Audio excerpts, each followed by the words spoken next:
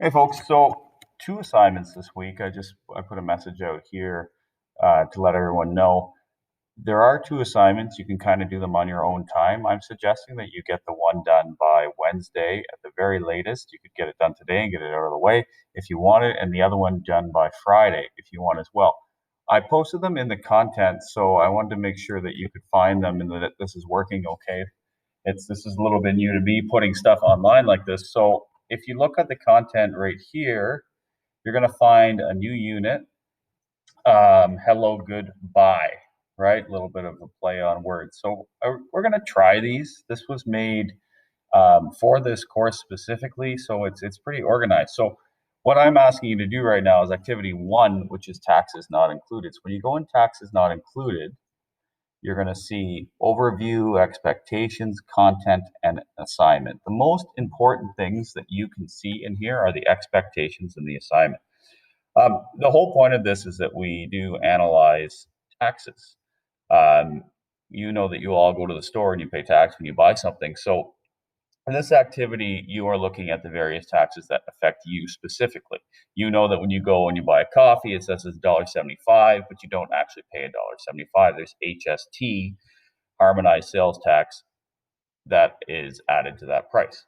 So you can read the expectations as well, so you know what we're going at, but I'm not super concerned if you read those. This is what you're going to basically learn here. So we're looking at strategies to estimate sales tax, calculate discounts, and after tax costs. So there's some reading for you to do. I'm going to sort of summarize it, but I would like you to read through this content yourself afterwards. So we know that it's 13% tax for HST in Ontario. That came into effect in 2010. So we've had 10 years of this. And for most of you, that's probably like all of the life that you remember. And it's also something that you're used to paying. You know that you go in and you pay 13% on what you buy.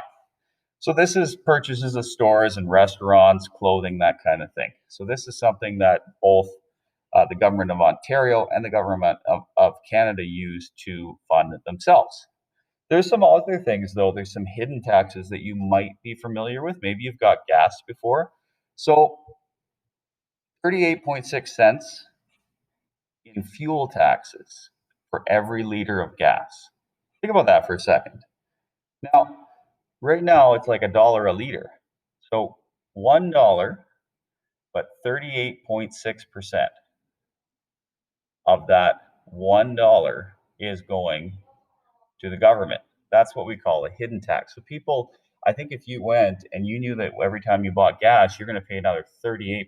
Now it's 38.6 cents. It just happens to work as percent because it's $1 and there's 100 cents in a dollar. But if you knew you were paying another 38 cents on top of the posted price, that would hurt. Probably one of the reasons why in a gas pump you see the total price, because people don't want to think about how much of that tax is going to the government. And then you're paying 13% HST. Crazy. So that's built into the price. So if you think about it, $1, you back off 38.6 cents and you back off 13%, there's not a lot there for people to get rich on, which is why that's why gas stations want you to go inside. And it's probably been tricky for them right now with COVID, because with COVID, people didn't go inside as much to buy things. They're making much more money off of the candy and the lottery tickets when you pay for gas than they are at the pump. So how do we do this? We calculate HST. We have to add 13%. If you are adding 13% to a price, that means that you have to multiply that price by 0.13. So 0.13 right here times $9 to figure out how much tax you would add to a purchase of a CD for $9. Now, I got to be honest, this isn't a great example because I bet most of you have never bought a CD, and if you did, it probably didn't cost $9. But hey, this is a good example. What else might cost $9? Ooh, like 3 Red Bulls or something like that. So you buy 3 Red Bulls for $9, you multiply it by 0.13, and you get $1.17 in tax. Add those two amounts together, and you get $10.17. The other option you can do is multiply the whole thing by 1.13. I kind of like this option. The reason why I like this option is because it's a little more efficient. So if you multiply by 1.13, the 1 is the 100% of the original cost. So you multiply something by 1, you get itself. You multiply by 0.13, you get that 13%. You do it all together, and you jump right to that answer. So if you want to add tax, maybe you want to write this down, you multiply by 1.13. So what about $50 coat? What do we do?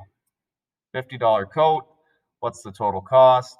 Take $50, multiply it by 0.13, get the total taxes of $650, add the total taxes of the original amount, and you get $56.50. Or multiply it by 1.13 like I was just saying. So, oh, looks like I got to erase these now. There's an opportunity here for you to practice. So the nice thing I like about this module is you can do some practice yourself. So you can test yourself to see if you are able to do this.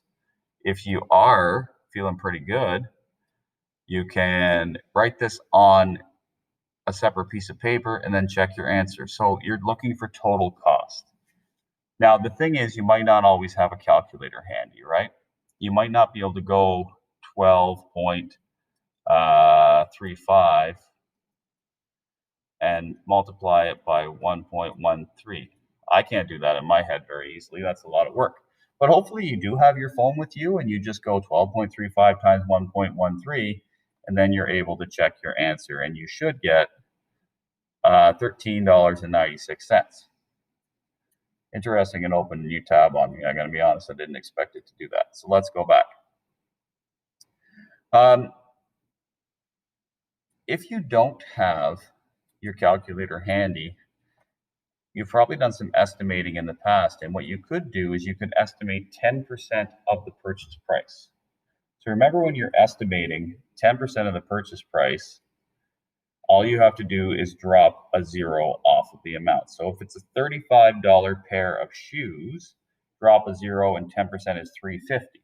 If it was a $77 pair of pants, you would drop a zero and 10%.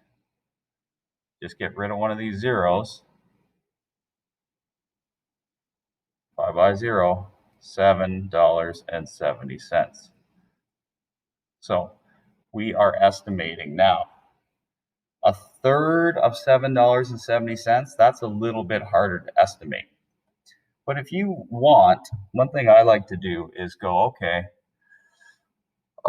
10% of an amount, $7.70. 1% of that amount would be 77 cents. If you times that by 3, and you might be able to do that in your head, you would end up with probably guessing around $2. So just over $2, just under $8.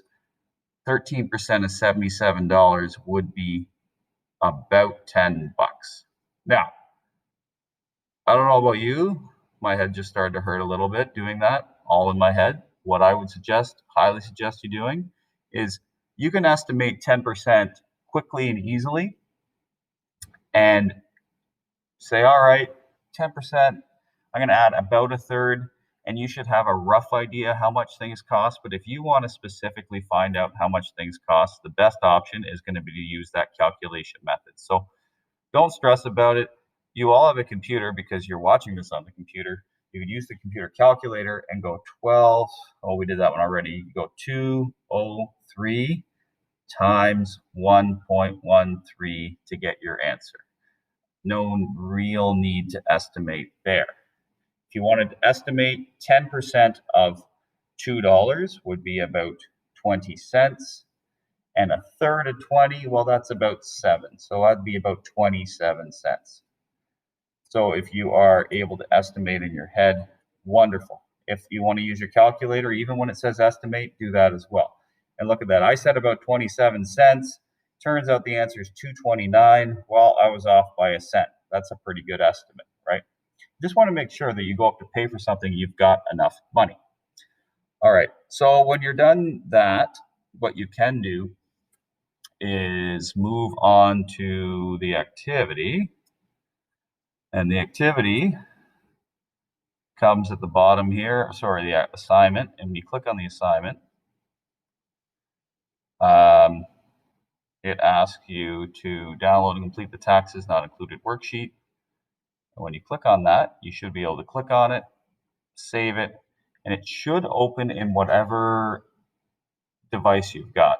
Probably the Google Chromebook might require you to open this in Google Docs, but I checked and it did work in Google Docs. If it doesn't work, please let me know.